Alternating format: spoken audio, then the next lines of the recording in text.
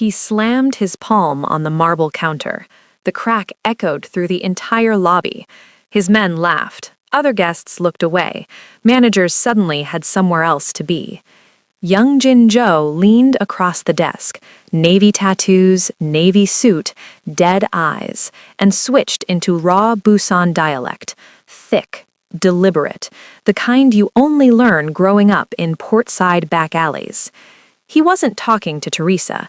He was performing for his men, mocking her accent, her race, her uniform, every syllable designed to shrink her where she stood. She didn't flinch. She held the phone, quietly, and listened.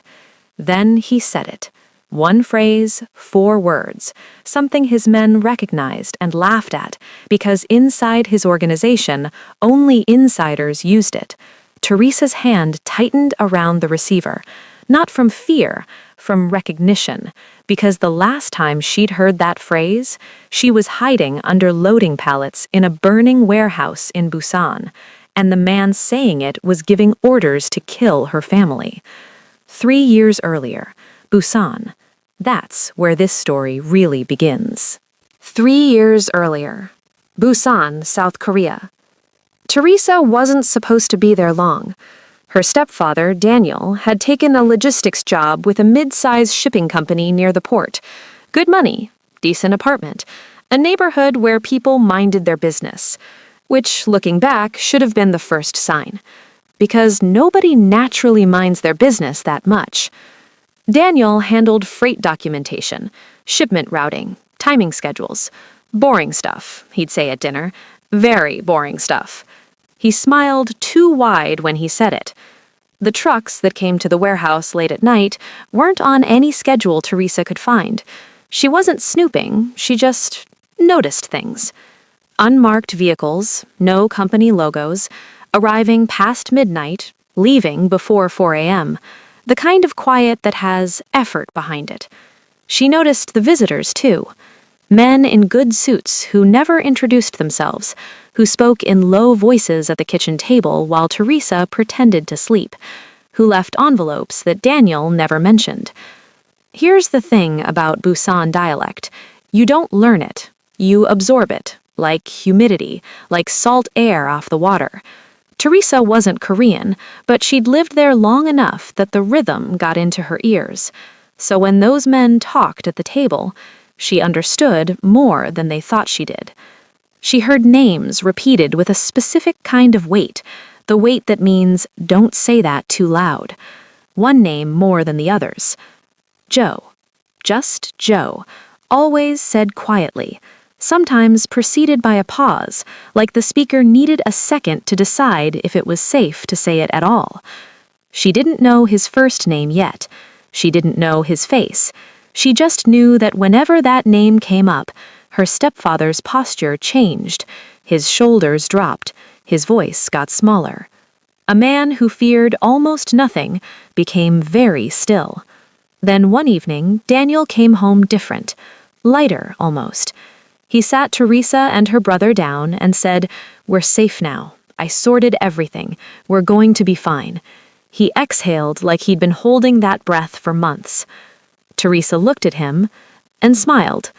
Because she was 17, and she wanted to believe him. She really, really did. Daniel said they were safe. That was a Thursday. The warehouse burned on Saturday. Teresa had gone with him that evening. She wasn't supposed to. He'd forgotten a document, said he'd be 10 minutes. She waited in the car, then got bored, then followed him inside because she's that kind of person. She was maybe 40 feet behind him when the lights went out. Not a power cut, a choice. Then voices, fast, urgent, Busan dialect, sharp and clipped, the kind used when someone's giving orders they don't want repeated. Then a sound she'd never heard before in real life. Gunshot. 1. Then 2 more in quick succession. Her brain didn't process it immediately. That's actually how trauma works. Your mind goes, that can't be right, before it goes, run. She ran. Not out. There was no out anymore. Men were blocking the exit she'd come through, so she went down, between rows of wooden shipping pallets, pressing her body flat against the concrete floor, pulling crates close around her. She became very, very small.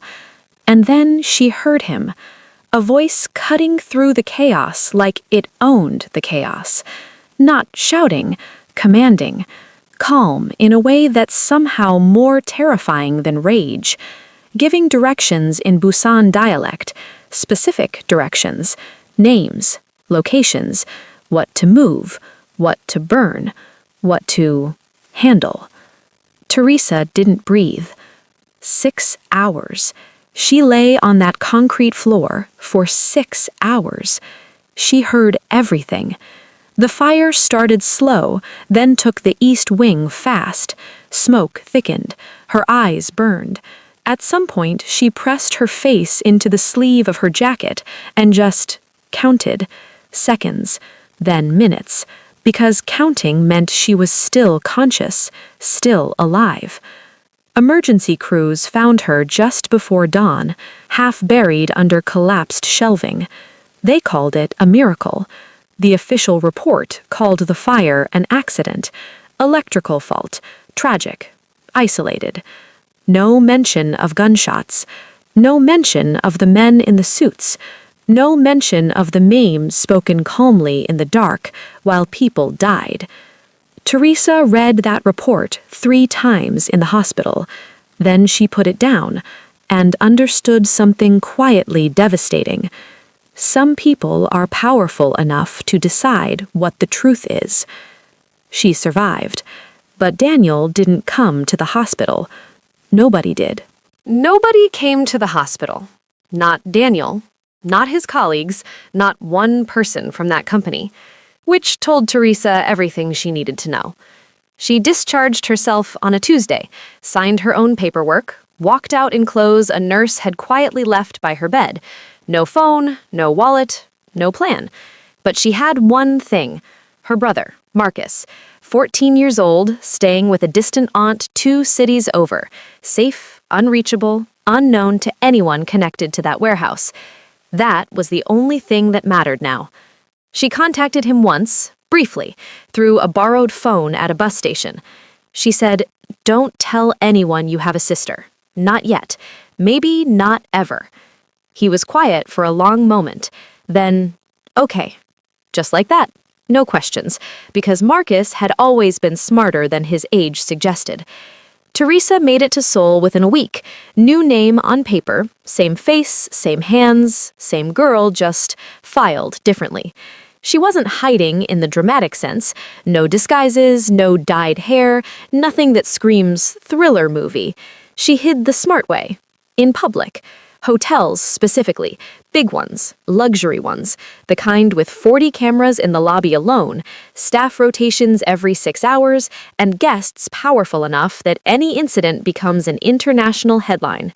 She figured, if you can't disappear, make yourself too visible to touch. She trained herself, quietly, over months. Composure under pressure, smile through provocation, never react first, never let them see you calculate. She studied people the way you study a language, patterns, rhythms, what they reveal when they think nobody's watching.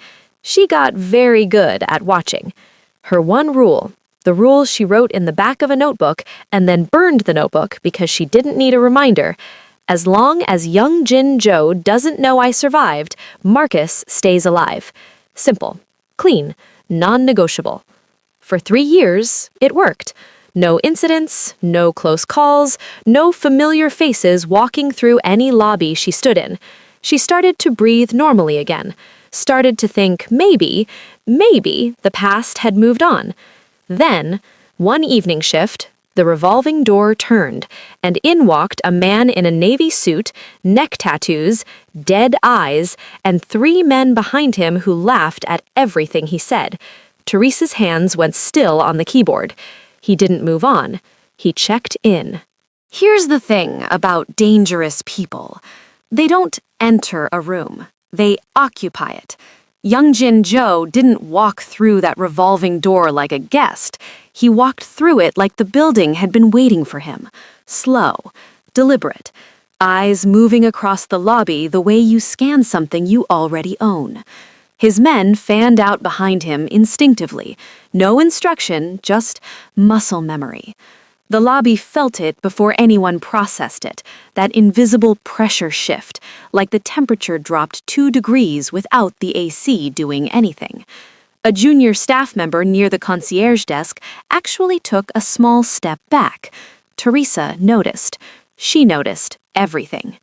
The senior manager on duty, Mr. Shin, 15 years in hospitality, unflappable, suddenly found urgent business in the back office.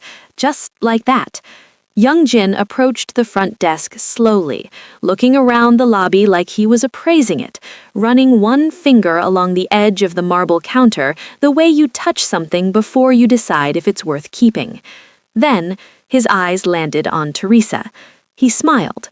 Not a warm smile, the kind that means this will be entertaining. He started talking, Busan Dialect, loud enough for his men, loud enough for nearby guests who had no idea what was being said, but could hear the tone just fine. He commented on her uniform, her accent when she'd greeted him, her face, her position behind a desk serving people like him. His men laughed on cue. Teresa kept her expression completely neutral. 3 years of practice for exactly this. Then, he leaned forward and said something to one of his men. Casual, throwaway, like he was just making conversation. He mentioned a port code, specific numbers, specific district. The same port, the same logistics route that ran through that warehouse in Busan 3 years ago. Teresa's stomach dropped, but her face didn't move, because she understood immediately. This wasn't a coincidence. He wasn't here for a holiday. Whatever deal got her family killed, it wasn't finished. It was continuing, right here, tonight, in this hotel. The past didn't bury itself. It booked the penthouse suite. Teresa set the keycard on the counter, smiled politely, and reached slowly for the phone. Not to call security, to think, because this night was going to end very differently than he planned. Young Jin was mid-sentence, still performing, still playing to his men. Another joke at Teresa's expense. Something about her accent, her uniform, whether she even understood what city she was working in. His men were laughing. A guest near the elevator pretended to check their phone. And Teresa put the receiver down. Slowly, deliberately. The way you set something down when you've made a decision you can't unmake. She looked at Young Jin directly, and she spoke. Busan Dialect. Flawless. Not textbook, not practiced in a classroom. The real thing. Port-side, gritty. The kind that lives in your ears after years of absorption. The laughter stopped. Instantly. Like someone cut the audio. One of his men actually took a half step forward, then stopped because even he didn't know what just happened. Young Jin's smile didn't disappear immediately. It took about 3 seconds. You could watch it leave his face, slowly, like heat leaving a room. His eyes sharpened. Teresa didn't blink. She said one sentence, calm, quiet, almost conversational. She referenced the warehouse. Not the fire, not the general event that made the official report. Something specific. A detail so interior, so particular to that night, that it could only be known by 2 kinds of people. Someone who was there giving orders, or someone who was there surviving them. The blood left Young Jin's face. Not dramatically, not movie style, just a quiet drain, like his body understood the situation before his mind finished calculating it. Because in that moment he was doing fast, terrible math. The witness they told him didn't exist. was standing behind a hotel desk in Seoul, and had just proven it. His men sensed the shift without understanding it. The energy changed. They looked at him, waiting for a signal, a word, a nod, something, and got nothing.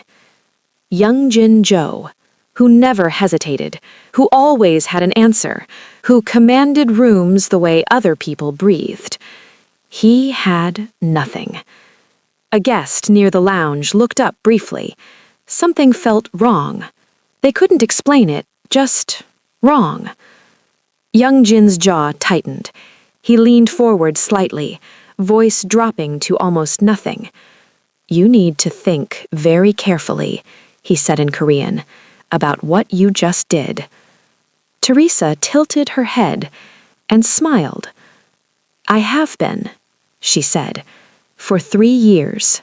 Young Jin recovered fast. You don't get to where he was by staying shaken for long. Within seconds, the mask was back. Controlled. Measured. That particular brand of calm that's actually just violence, wearing a suit.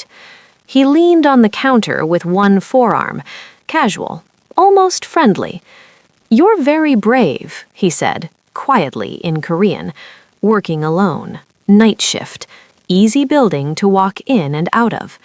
He let that sit. It was a threat dressed as an observation, the kind of thing that sounds almost polite until you hear it 3 times in your head. Teresa nodded slowly. "You're right," she said. "That's exactly what I thought when I took this job." She glanced down at the phone on the desk, which is why, when I picked that up earlier, it wasn't to call security. Young Jin's eyes moved to the phone, back to her face. "It activated a timed upload," Teresa said, simply, like she was explaining checkout procedure. "Audio, documentation, names, port codes, dates going back further than you'd be comfortable with." She paused. "It's sitting on a server right now. Delayed drop. 48 hours unless I personally cancel it." Silence. His men were completely still now, not performing anymore. Actually still. The kind of still that means they were waiting for instructions their boss hadn't given yet. Young Jin's eyes didn't leave her face. He was calculating, she could see it, running every option the way men like him always do. Fast, cold, transactional. Option 1, remove her. But removing her triggers the drop, and a hotel receptionist disappearing the same night he checked in, with 40 lobby cameras running, that's not a cleanup, that's a confession. Option 2, threaten the brother. Except he didn't know about Marcus, and she wasn't going to flinch enough to confirm there was anything worth threatening. Option 3, leave. His jaw worked once. He straightened up slowly, adjusted his jacket, the universal sign of a man choosing his exit with whatever dignity he had left. He looked at her one last time. She looked back, unbothered, unhurried, completely still. He turned, his men followed. No words, no signal, just the quiet sound of expensive shoes on marble. The revolving door turned, and he was gone. The lobby exhaled. Teresa didn't, because she knew that wasn't over. That was just the end of round 1. The lobby settled back into its usual rhythm. Guests resumed conversations, a porter wheeled luggage toward the elevator, soft piano music drifted from the lounge like nothing had happened.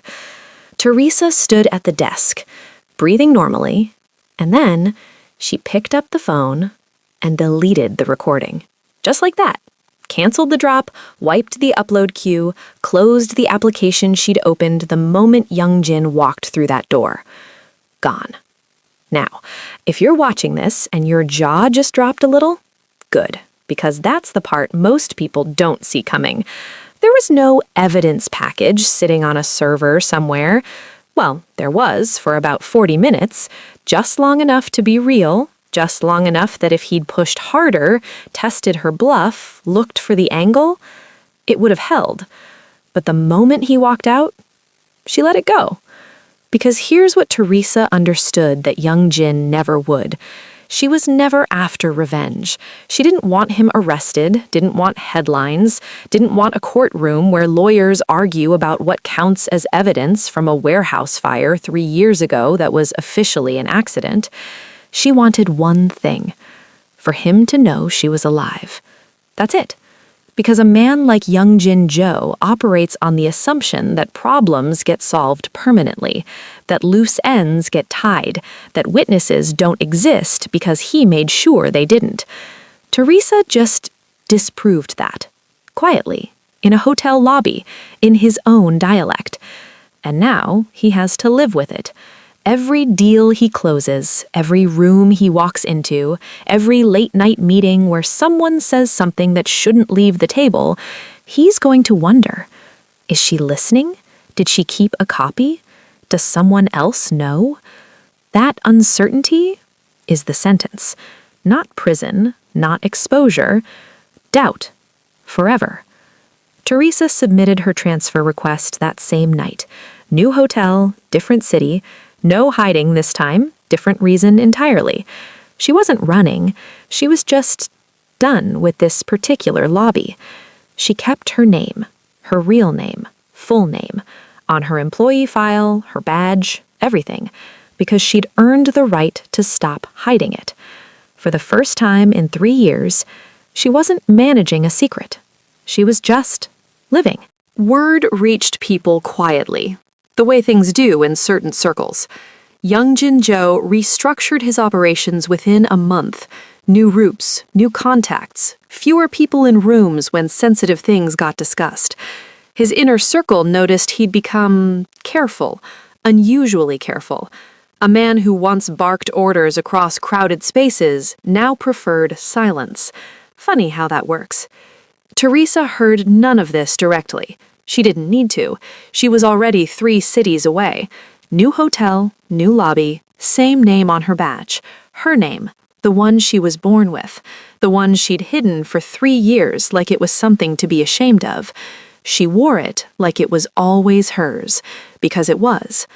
She called Marcus that first week, told him he could breathe easier now. He asked why. She said she'd explain someday. He said, "Did you win?" She thought about it. "I survived," she said, "which is better." Here's what this story is really about. It's not about revenge. It's not about being the loudest person in the room. It's about understanding that silence is a strategy and speaking is a choice. Teresa survived a massacre not by fighting back immediately, but by knowing when to be still and when to finally speak. That's the lesson. Power doesn't always announce itself. Sometimes it just waits. And if this story moved you, if Teresa's quiet strength hit different, then you already know what to do. Share this video with someone who needs to hear it. Because somewhere out there is a person staying silent when they should speak, or speaking when they should wait. This story might be exactly what shifts something in them. And if you're not subscribed yet, honestly, after sitting through Teresa's entire journey, the warehouse, the fear, the 3 years of survival, the least you can do is hit that button. She endured 6 hours on a cold concrete floor. You can handle 1 click. Subscribe, share, drop a comment below. Tell me, would you have deleted that recording?